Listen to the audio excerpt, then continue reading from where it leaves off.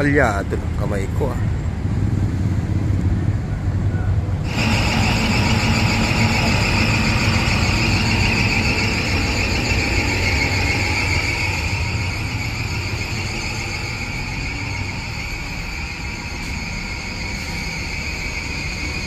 Hello!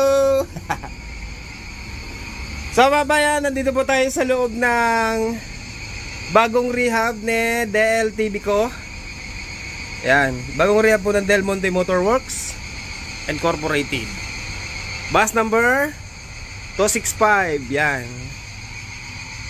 So yun, para sa aming mga pasahero pala, binabago po yung mga na-stock na bus nung pandemic.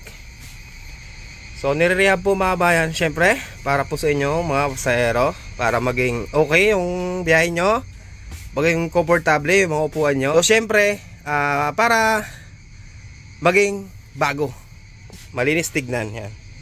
Ito po yung mga design na upuan ngayon.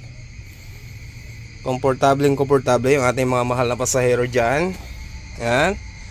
Yung flooring natin ay napakaganda, kulay asol. Yan, sa mga pasahero natin dyan, huwag nating dudumihan. At kung pwede, yung basura nyo, pakidala ho pagbaba. Yan, kasi yung bus ho natin, hindi ho siya basurahan. Ito po ay ating sakayan patungo po sa, syempre, sa mga pupuntahan yung lugar or pauwi sa pamilya nyo. Ito po yung nagsisilbing sasakyan nyo or service nyo na maghatid sa inyo po mga pupuntahan. So hindi po basurahan yung aming bus. Yun, kung pwede ho, pakibaba yung mga basura or pakidala pagbaba nyo. Kasi sa mga terminal naman ho natin, meron naman ho mga basurahan. Tsaka bawas na rin ho sa trabaho ng ating mga konduktor. Yan, so maraming thank you. Yan, so ano ba yung mga binago dito? So yun nga mga bayan, nandito po tayo sa loob na 265. Ayan, napakalupit, di ba? Kita nyo? So ano ba yung mga binago dito? So titignan natin mga bayan. Syempre, unang-una, pag rehab, tatanggalin yung mga sirang upuan. Yan. Papalitan ng cover or pagkasirang-sira na, hindi na gumagana yung mga ganito, mga sandalan.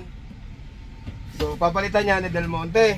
Tapos yung balot, pagka punit-punit na, syempre, papalitan para malinis tignan. Yan. Yung salamin, marumi na. Yan. Papalitan. Kita nyo ang kintab ng salamin mga bayan, no? Ang ganda. So syempre para saan ba to? Kaya ay naayos. Syempre para sa inyo mga bayan, sa mga pasahero natin, para komportable kayo, malinis tignan yung mga sasakyan nyo. At kasi pag malinis tignan mga bayan, syempre maganda yung biyahe. Yeah. So sa harap naman, ano ba yung mga binago? So ito yung driver mga bayan, gwapong driver. Babaero noon, magpahanggang ngayon. Ano ba yung mga binago po sa harap? Yung Manobela, okay pa naman dati. Pero gumanda talaga tignan, di ba? Bagong pintor. At saka yung apakan, ano, binago ito, ano? Lahat.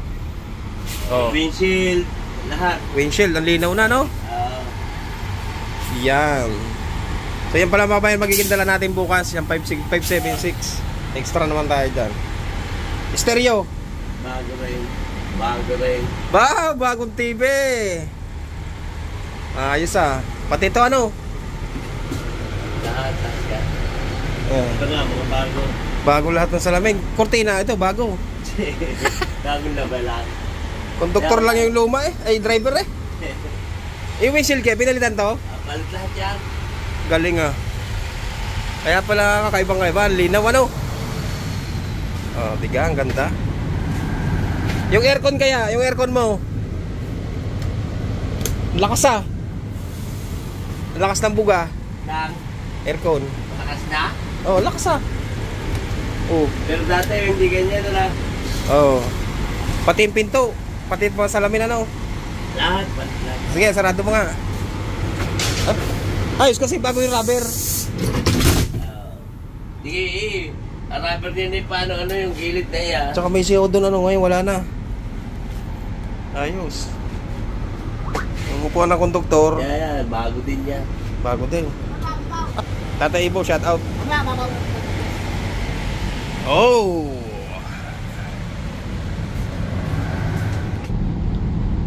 So ayan po mga bayan, di ba? Linis na tignan, ano? Oh. Ay, ganda.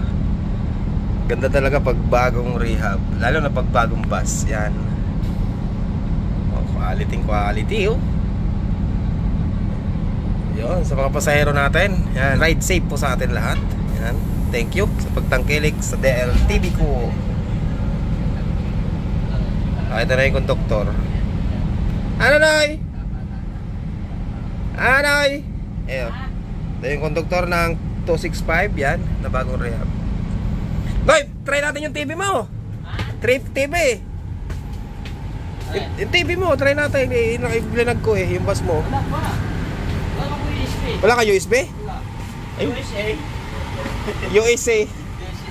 Siya yung konduktor nito. Bumili ka ng USA.